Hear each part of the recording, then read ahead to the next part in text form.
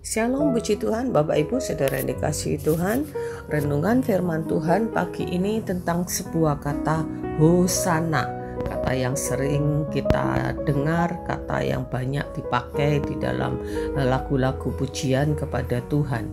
Mari kita membaca dalam Injil Markus pasal 11 ayat 1-3 dan nanti kemudian dilanjutkan ayat 7.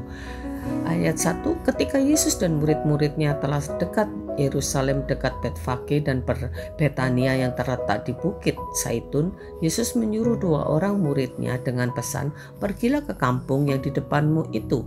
Pada waktu kamu masuk di situ, kamu akan segera menemukan seekor keledai muda tertambat yang belum pernah ditunggangi orang. Lepaskanlah keledai itu dan bawalah kemari. Dan jika ada orang yang mengatakan kepadamu, mengapa kamu lakukan itu? Jawablah, Tuhan memerlukannya, Ia akan segera mengembalikannya ke sini. Ayat yang ke-7, lalu mereka membawa keledai itu kepada Yesus dan mengalasinya dengan pakaian mereka. Kemudian Yesus naik ke atasnya. Ayat 8, banyak orang yang menghamparkan pakaiannya di jalan, ada pula yang menyebarkan ranting-ranting hijau yang mereka ambil dari ladang. Yang ke-9, orang-orang yang berjalan di depan dan mereka yang mengikuti dari belakang berseru, Hosana, diberkatilah Dia yang datang dalam nama Tuhan, diberkatilah kerajaan yang datang, kerajaan Bapa kita Daud, Hosana di tempat yang maha tinggi. Sesampainya di Yerusalem, Ia masuk ke bait Allah. Di sana Ia meninjau semuanya, tetapi sebab hari sudah hampir malam, Ia keluar dari Betania bersama dengan ke-12 muridnya. Kesan istimewa dan megah meriah mengiringi langkah Yesus memasuki kota Yerusalem, kira-kira sepekan sebelum penyalibannya. Banyak orang menghamparkan pakaian dan ranting hijau di sepanjang jalan, layaknya sebuah karpet merah yang dibentangkan untuk menyambut seseorang yang terhormat. Walau hanya menunggangi seekor keledai pinjaman, kesan pujian dan pengagungan dan penghormatan kepada Yesus begitu luar biasa. Seruan Hosana itu sebetulnya bermakna permohonan keselamatan kepada Allah. Jadi mereka yang berseru Hosana sebenarnya mereka sedang memohon dengan penuh harapan untuk diselamatkan.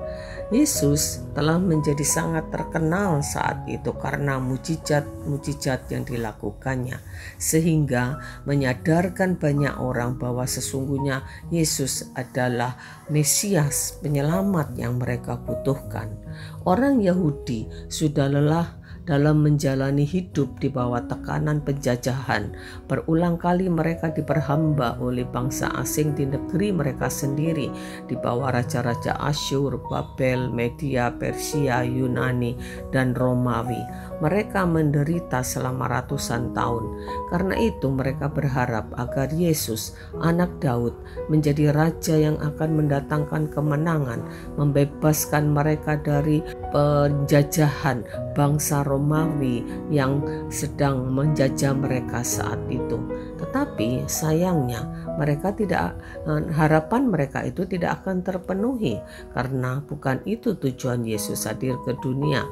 Mereka tidak bisa melihat tujuan dari kehadiran Yesus di dunia, yaitu tujuan ilahi Allah. Karena itu mereka hanya meminta supaya mereka bisa menjalani hidup tenteram dan makmur di dunia ini dengan harapan Yesus menjadi raja dan membebaskan mereka dari penjajahan Romawi.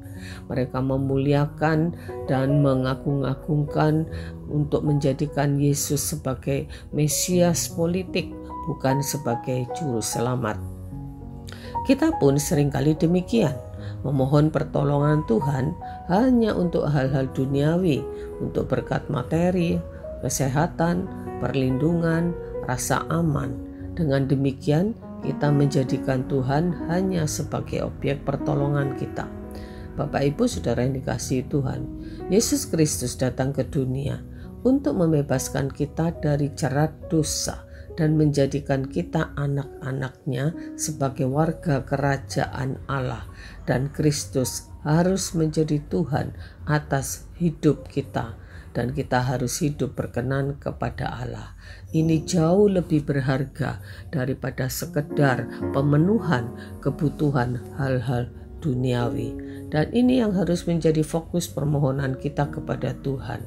Marilah kita selalu memohon belas kasihan Tuhan, untuk memohon pertolongan Tuhan agar hidup kita berkenan kepada Tuhan, dan kita selalu menyerukan hosana kepadanya dan menjadikan Dia satu-satunya Tuhan dan Juru Selamat di dalam kehidupan kita, bukan sekedar sebagai objek pertolongan.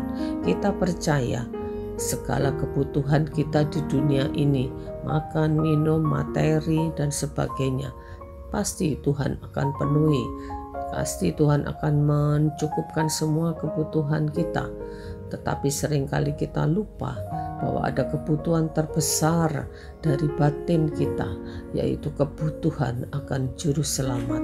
Karena itu mari kita lebih berfokus kepada kebutuhan yang lebih penting di dalam kehidupan kita, dan hanya Yesus sebagai satu-satunya Tuhan yang bisa memenuhi kebutuhan kita itu. Dan Yesus, Dia rela mati dan berkorban dalam kehidupannya sebagai manusia sampai mati disalibkan, hanya untuk menolong kita, membebaskan kita dari belenggu dosa, dan Dia ingin menjadikan kita anak-anak kerajaannya, dan Dia menjadi Tuhan dan penguasa di dalam kehidupan kita, yang akan membawa kehidupan kita pada satu kondisi, pada satu kehidupan baru yang jauh lebih indah dan lebih berharga daripada kehidupan kita sebagai orang-orang berdosa yang sebelumnya. Karena itu mari kita selalu berseru, menyerukan hosana, menyerukan permohonan kepada Tuhan, dan menjadikan Dia satu-satunya Tuhan dan Juru Selamat dalam hidup kita. Amin. Puji Tuhan. Tuhan memberkati. Mari kita berdoa. Terima kasih Tuhan, Kau mau menjadi Raja di atas segala raja, Raja atas hidup kami, Raja yang membebaskan kami dari jerat penjajahan dosa. Karena itu Tuhan, kami bersyukur dan kami percaya Engkau adalah Tuhan satu-satunya yang berkuasa, berdaulat, yang maha tinggi, maha besar, dan maha mulia. Dan Engkau menjadikan kami anak-anak-Mu. Terpujilah Engkau Tuhan, kami mengucap syukur. Dalam nama Yesus kami berdoa. Amin. Puji Tuhan. Tuhan memberkati.